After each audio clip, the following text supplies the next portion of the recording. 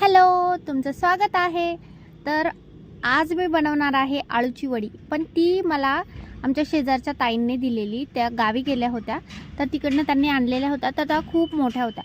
तर आता आपण ते बेसन टाकणार आहोत। किती? अरे बस कर भाई, कितना डालेंगी? अरे बस कर भाई, ओ पागल कर दिया पिछा छोड़ दे। तर आपला आज झालंय आता बेसन टाकून। त्यानंतर आपण त्यात लिंबू पिळणार आहोत।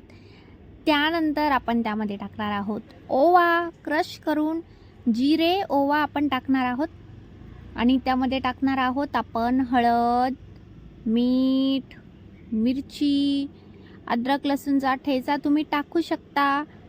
त्यानंतर तुम्ही चिंचेचा कोळ, गूळ हे सर्व तुम्ही ॲड करू शकता। खोबऱ्याचा कीस, माझ्याकडे जे काही अवेलेबल होतं ते मी टाकलं, कारण मी अत्यंत घाई गडबडीमध्ये हे केलेलं आहे।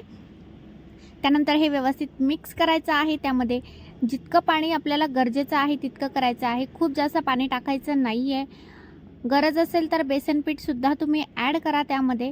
आणि ते झाल्यानंतर आपण आपलं ते बॅटर आहे ते व्यवस्थितपणे लावून घ्यायचं आहे।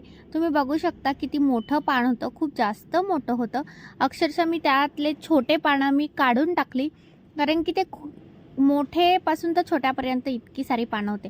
त्यानंतर मी फक्त मोठे घेतले आणि आता ही वाफवायला मी ठेवणार आहे। मी इडलीच्या भांड्यातच वाफवते, कारण वाफवण्याचं जे स्पेशल भांडं असतं ते माझ्याकडे सध्या तरी नाही आहे। मी लवकरच ते घेणार आहे स्टीलचं, आणि आता मी हे इडलीच्या भांड्यामध्ये वाफवणार आहे। ते इडलीच्या भांड्यामध्ये खूप छान वाफवलं जातं।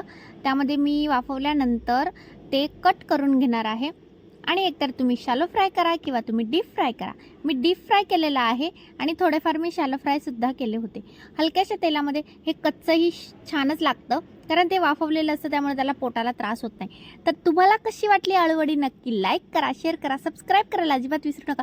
खूप छान आणि एकदम छान खमंग चविष्ट अशी ही आळूची वडी झाली होती। Like share subscribe, bye.